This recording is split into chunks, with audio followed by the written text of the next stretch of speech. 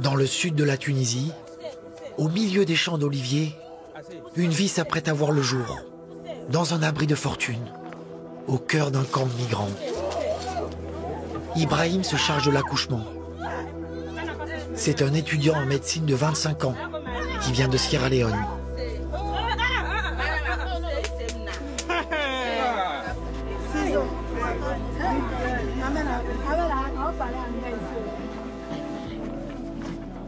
Voici Aïcha, la princesse des oliviers.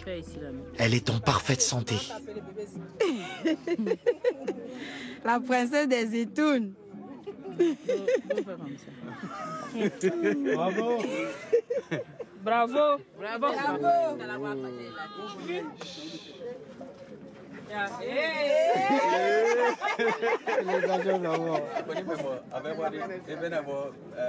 La mère a préféré accoucher ici, sur un simple tapis posé à même la terre battue, plutôt que de se rendre à l'hôpital.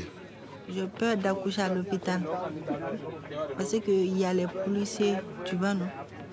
Il y a un refoulement. Les policiers nous cherchent, tu vois, non? Comme des animaux. Nous sommes à quelques kilomètres de Sfax, dans le plus grand campement de migrants de Tunisie. Chassés par les autorités partout dans le pays, 20 000 personnes originaires d'Afrique subsaharienne ont trouvé refuge ici, à l'écart des villes. Depuis 2 ans, le président tunisien Kais Saied mène une politique raciste, basée sur la théorie complotiste du grand remplacement. Nous ne permettrons pas que la composition démographique du pays soit modifiée. Je sais très bien ce que je dis. Cette haine d'État n'a pas empêché la Commission européenne de signer un accord avec la Tunisie pour contrôler la frontière maritime et empêcher les embarcations de migrants d'atteindre l'Europe. Nous avons convenu d'une coopération sur la gestion des frontières, la lutte contre le trafic d'êtres humains et sur le traitement des causes profondes de la situation, dans le plein respect du droit international. Pour ce faire, nous mettrons à disposition plus de 100 millions d'euros de financement de l'Union européenne. Depuis, la violence des autorités tunisiennes contre les exilés a explosé. Les policiers agressent les migrants en mer et iraient jusqu'à provoquer des naufrages. Plusieurs ONG accusent la Tunisie d'abandonner les exilés arrêtés en plein désert. Depuis les accords passés avec l'Union européenne, les arrivées depuis la Tunisie ont chuté de 80%. Mais à quel prix ?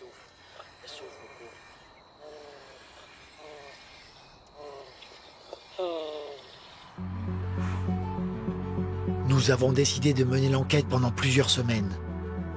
Comme il est impossible de travailler sur ces questions comme journaliste, nous nous sommes fait passer pour des touristes. Dans le camp, l'aide humanitaire est tout simplement interdite. Et des maladies comme le typhus ou le choléra font des ravages.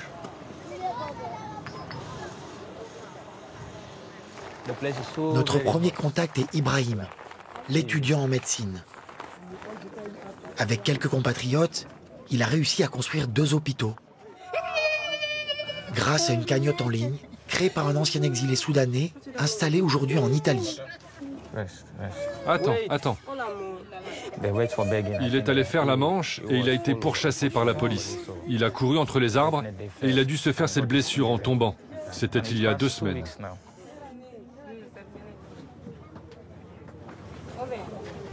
Après? Yeah, 2, 3. Après. Dans son téléphone, Ibrahim conserve des photos et des vidéos des cas les plus graves.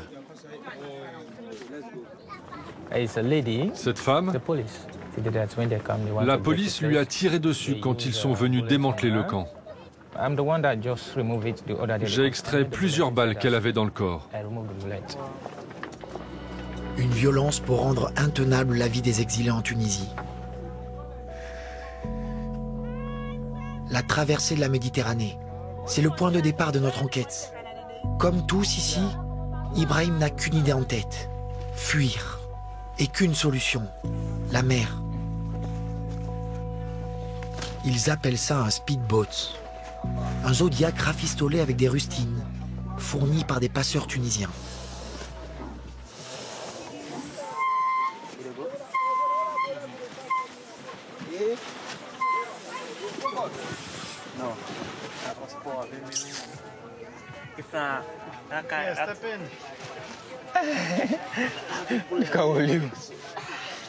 Ce n'est pas comme ça qu'on fait. En Libye, c'est comme ça qu'on s'assoit. Celui-ci peut traverser la Méditerranée. Je suis vraiment amoureux de ce bateau.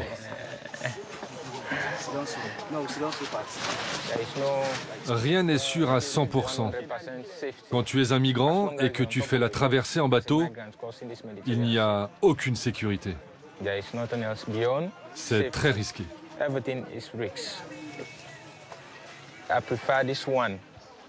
Je préfère ce Zodiac au bateau en métal, qui sont très difficiles à manœuvrer quand la mer est agitée. Voici ce que Ibrahim appelle les bateaux en métal. Un assemblage de plaques soudées et consolidées à la colle.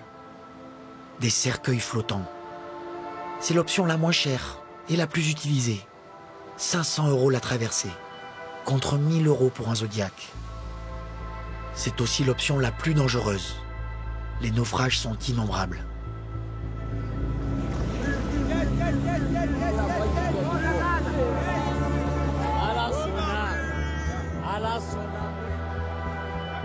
L'une des personnes les plus informées sur ce phénomène se trouve en France, quelque part sur la côte méditerranéenne. Elle ne veut pas qu'on puisse la localiser. Marino Dubois, c'est son nom d'emprunt, est en contact avec des dizaines de milliers de migrants sur les réseaux sociaux. Elle est devenue la vigie des exilés. Il la contacte au moindre problème. S'il vous plaît, nous sommes dans une détresse comme ça là. Aidez-nous. Le migrant qui m'a appelé avait autour de lui déjà 5 morts quand il m'a appelé. Et au moment où il me parle, il me dit il y a encore une personne qui vient de décéder. Donc ça faisait 6. Tu angoisses, quoi. Tu raccroches, tu rappelles les gardes-côtes, tu fais que ça, les appeler. Elle recueille les vidéos qu'il lui envoie pour documenter les violences. Comme celle-ci, où un policier frappe des exilés en détresse. Dans des dizaines de carnets, Marino Dubois consigne chaque bateau disparu et chaque mort en mer dont elle a connaissance. Depuis 1 an, elle en a comptabilisé plus d'1 millier. Un nombre de morts nettement supérieur aux chiffres officiels.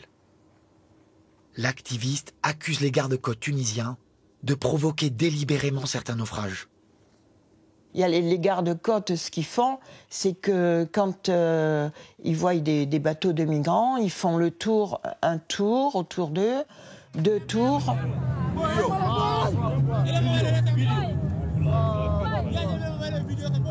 Un peu d'eau dans le bateau en ferraille, c'est fini. Une vague, le bateau, il coule. Et des fois, ils montent avec leur bateau, ils montent sur les bateaux en fer, oui, bien sûr. Il y a eu beaucoup de naufrages provoqués par les gardes-côtes.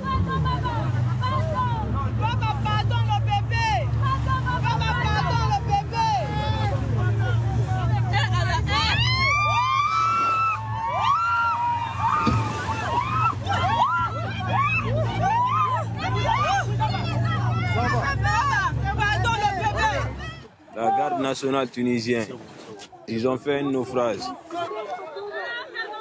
Et depuis l'accord signé avec l'Europe, les autorités tunisiennes et sa garde nationale utiliseraient des méthodes encore plus brutales. Quand ils prennent les migrants en mer, eh bien, avant ils les relâchaient, ce qui n'est plus le cas. Maintenant, depuis 1 an et demi, ils les arrêtent, ils les envoient dans le désert de l'Algérie, ou alors en Libye. Ils sont fouillés, on les déshabille, même chez les femmes. Ils vont dans leur partie intime, chercher les téléphones. Parce qu'ils ne veulent pas de preuves, justement. Pour essayer de trouver ces preuves, nous retournons à Sfax. Et dès notre arrivée à la gare centrale, nous sommes témoins d'une scène très violente. Une rafle de migrants par des policiers. Nous parvenons à prendre quelques images, en cachette. Une femme hurle, traînée au sol avec son bébé dans les bras. Une dizaine de personnes sont arrêtées. Où vont-elles être amenées? Pour le savoir, nous allons au port, là où sont ramenés les migrants interceptés en mer. Au large, les gardes-côtes patrouillent. Et on aperçoit les navires fournis par l'Italie.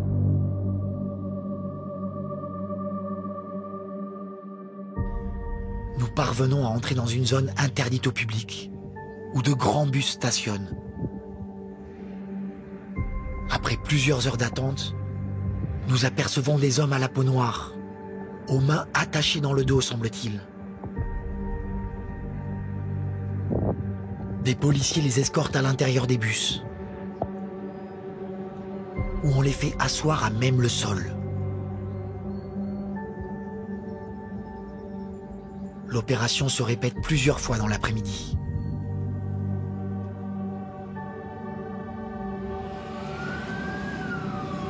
De jour comme de nuit, nous avons vu ces bus quitter le port et traverser la ville à toute allure, escortés par les policiers de la garde nationale. Les bus semblent vides.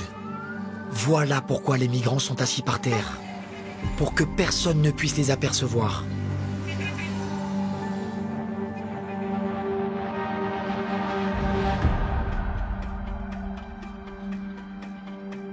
Nous avons tenté de les prendre en chasse.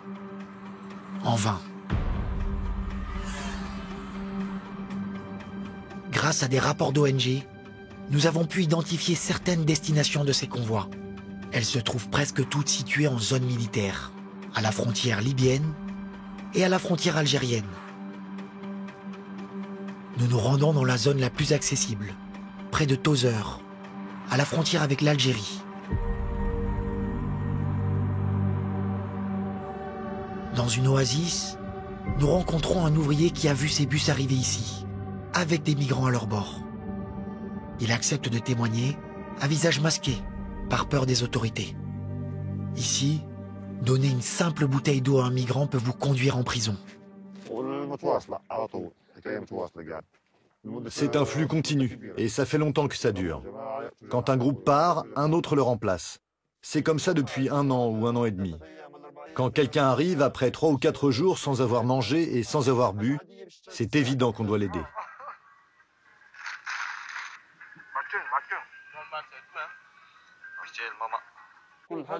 Les migrants sont conduits ici dans de grands bus. Il n'y a que des Noirs africains à l'intérieur. Les autorités les amènent jusqu'à la frontière et les abandonnent là. Certains migrants qui arrivent nous racontent que 3 ou 4 de leurs amis sont morts, dans le désert. Ils se déplacent à pied, sans eau, sans nourriture. Il y en a beaucoup qui meurent. Beaucoup de corps ont été récupérés dans le désert. Dans notre islam, tous les voyageurs de passage méritent d'être aidés.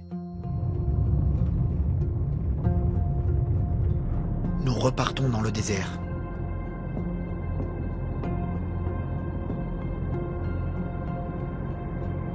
Après plusieurs jours de recherche, au milieu de nulle part et sous une chaleur écrasante, nous apercevons 2 silhouettes. Des exilés épuisés et assoiffés. Adams et Suleiman. On était vraiment nombreux. Une fois arrivés dans le bus, on vous attache vraiment comme des animaux, comme des insensés au fait. Bras derrière, pied contre pied. Pied contre pied, comme ça. Pied contre pied, bras derrière. T'as envie d'uriner, tu urines sur toi. T'as envie de faire caca, tu fais caca sur toi. Tu vas nulle part, tête baissée, tu ne soulèves pas la tête, comme ça. Voilà. Ça te fait mal, tu cries, on te tape. Quand les mélodes commencent à serrer, tu cries, on vient, on te tabasse.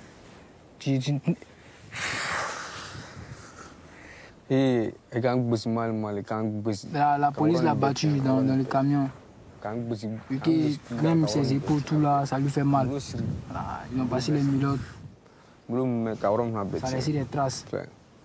Il y avait 2 femmes enceintes, un bébé de 2 ans, si je ne me trompe pas. Voilà. Mais le jour où on nous a laissé à Tébessa, le même jour, on a repris la marche. Les autres, bon, je ne sais pas actuellement où ils sont actuellement. Ça fait 3 jours que je marche maintenant. On n'a pas de provisions, on n'a pas d'eau. Si tu n'as pas assez de provisions d'eau, tu risques de perdre ta vie sur le désert. Depuis le début de l'année, c'est que la routine. On t'arrête en mer, on t'envoie en désert. On t'arrête en mer, on t'envoie en désert. Les 2 garçons reprennent la route. Un peu plus loin, ils croisent d'autres compagnons d'infortune, livrés au désert, comme eux. Là encore, des ouvriers tunisiens leur viennent en aide, avant de leur indiquer la route du camp de Sfax. Le camp se trouve à 400 km de là. Ils mettront 3 semaines pour le rallier à pied.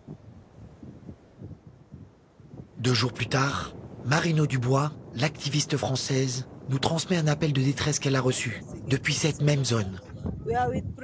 Nous sommes avec des femmes enceintes. Nous avons des bébés. Nous avons besoin d'aide.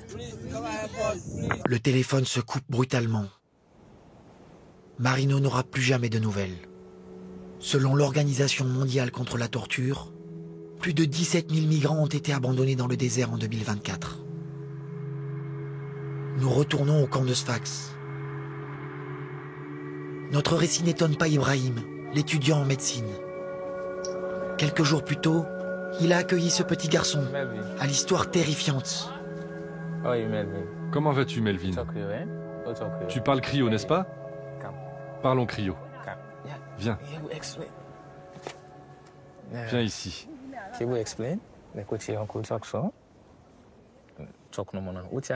Est-ce que tu peux me raconter ce qu'il s'est passé avec ta maman pendant le voyage?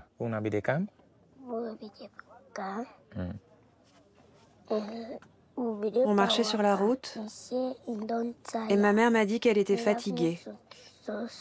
Alors elle m'a confiée à quelqu'un d'autre. Nous nous sommes éloignés de plus en plus et je ne les voyais plus. Ils étaient de plus en plus loin derrière nous. Toutes les femmes qui étaient restées avec elle sont revenues, mais pas ma mère. Je ne la voyais pas.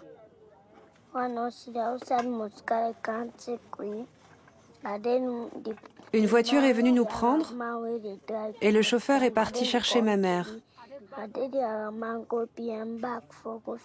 Il est revenu sans elle et nous sommes partis.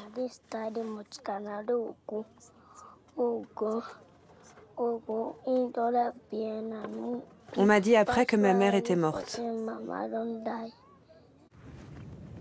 Impossible de savoir combien d'exilés meurent en Tunisie. Une chose est sûre, la violence policière ne connaît pas de limite. Ibrahim a recueilli le témoignage de plusieurs femmes qui accusent les policiers de les avoir violées avant de les abandonner dans le désert. C'est ce qui est arrivé à cette jeune Sierra-Léonaise de 22 ans. C'est très dur. Je peux à peine dormir, je peux à peine manger.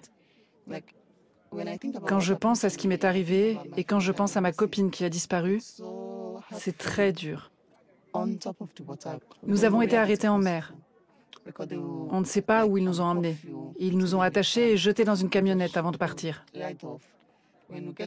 Quand on est arrivés, ils nous ont séparés, ma copine et moi. Elle est partie avec un groupe et moi avec un autre. J'ai crié, j'ai appelé à l'aide. Je me suis débattue. Mais ils m'empêchaient de bouger.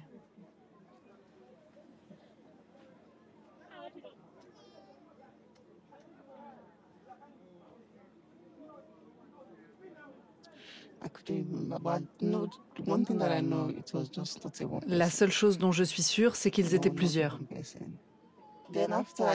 Ensuite, ils m'ont abandonnée. Je saignais. J'ai tellement crié que je n'avais plus de voix.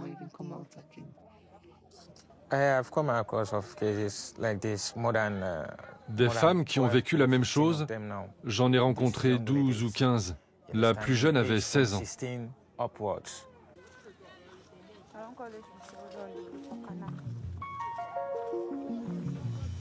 Des ONG et des parlementaires ont documenté ces crimes et alerté la Commission européenne, qui jusqu'ici n'a jamais remis en cause l'accord de coopération avec la Tunisie. Pourquoi?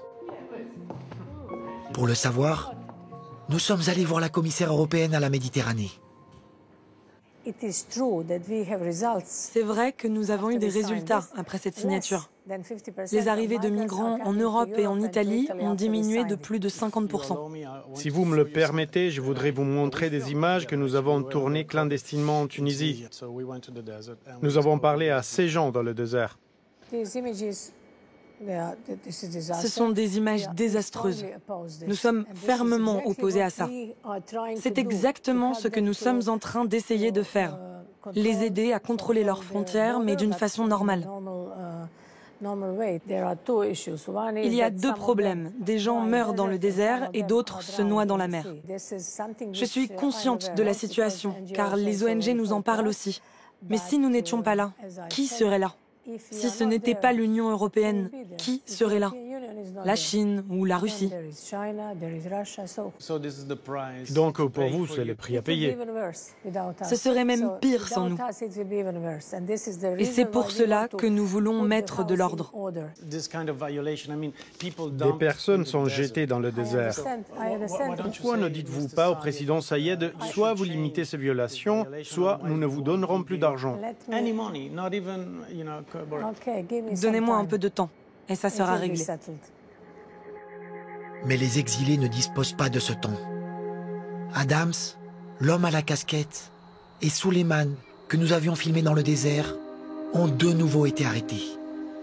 Adams nous a envoyé une vidéo, et ce qu'il raconte est terrible. Il affirme avoir été vendu par des policiers tunisiens à des milices en Libye. Elles ont soutiré de l'argent à sa famille pour le relâcher.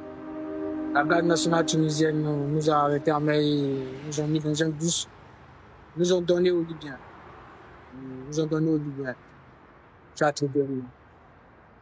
J'étais dans une prison vraiment pas faite pour un être humain. Ma famille a dû payer une rançon pour que je sois libre. Et là, je suis en Libye, je suis vraiment perdu. C'est vraiment perdu. J'ai peur de me faire capturer, m'envoyer encore en prison. J'ai vraiment peur. Je me cache pour faire cette vidéo. Voilà, Julien. Pendant ce temps-là, à Sfax, les autorités tunisiennes ont lancé un démantèlement massif des campements. Ibrahim nous montre les images de la destruction de l'un des 2 hôpitaux qu'il avait réussi à monter. Il est complètement découragé. Tout ce que nous avons fait n'a plus aucun sens, ni pour eux, ni pour personne. Tout ce que nous avons essayé de faire n'a plus aucun sens.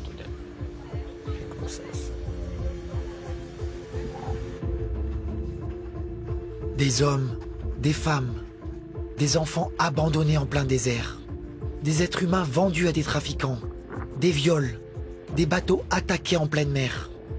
Combien de temps l'Europe va-t-elle fermer les yeux sur ce qu'il se passe en Tunisie ?